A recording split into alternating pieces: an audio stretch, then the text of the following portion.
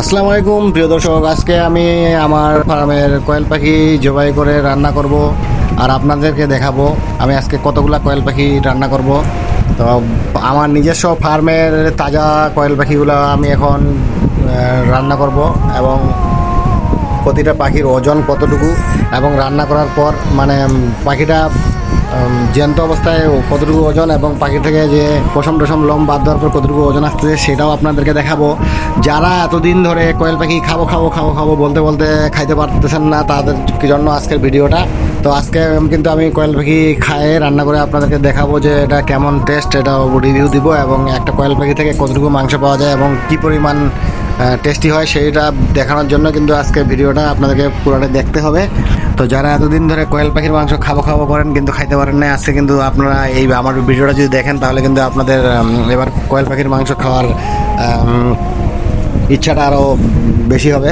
তো যারা কোয়েল পাখির মাংস কিনে খাওয়ার জন্য চিন্তা ভাবনা করতেছেন তারা আমার ভিডিওটা আগে দেখে নিতে পারেন। তো প্রথমেই আমি আমার খাঁচা থেকে বড় বড় সাইজের কোয়েল পাখিগুলো বাছে নিচ্ছি যেগুলো খাওয়ার উপযোগী, কারণ কোয়েল পাখি কিন্তু ছোট যেগুলো বাচ্চা থাকে সেই কোয়েল পাখিগুলো কিন্তু খাইতে অত টেস্ট করে না, তাই বড় বড় পাখিগুলো আমি বাছে নিচ্ছি যেগুলোর ওজন কতটুকু সেটা আমি কিছুক্ষণ পরে আপনাদেরকে দেখাবো। তো আমি প্রথমে কোয়েল পাখিগুলো বাছে নেওয়ার পর কয়েকটা পাখি মানে জবাই করে নিলাম আর কি।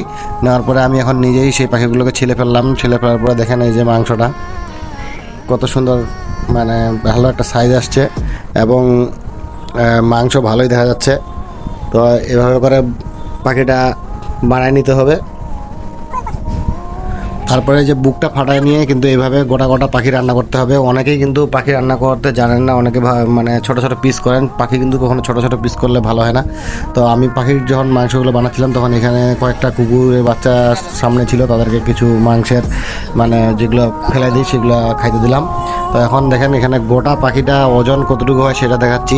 গোটা পাখিটার ওজন প্রায় দেখেন 94-95 গ্রাম এবং কোনোটা আমি 100 গ্রামের উপরেও পাইলাম। আর পাখিটা মানে বানানোর পর সব কিছু ফেলা দেওয়ার পরে প্রায় 60 গ্রামের মতো ওজন পাইলাম। তো টোটালি সব পাখিগুলো কিন্তু আমার এইভাবে বানায় নেওয়া হয়ে গেল। এখন বানায় নেওয়ার পর প্রতিটা পাখি দেখেন কত সুন্দর লাগতেছে, ঝকঝকা। ঠিক আছে, এটা একদম মুরগির মাংসের মতোই। অনেকেই কিন্তু কোয়েল পাখির মাংস পছন্দ করেন না, কারণ কোয়েল পাখির শরীরটা দেখার পর অনেকে খারাপ লাগে, কিন্তু আসলে মাংসটা যখন বানানো হবে তখন কিন্তু এরকমই সুন্দর লাগে মুরগির মাংসের মতোই এবং টেস্টটাও কিন্তু অনেক ভালোই লাগে।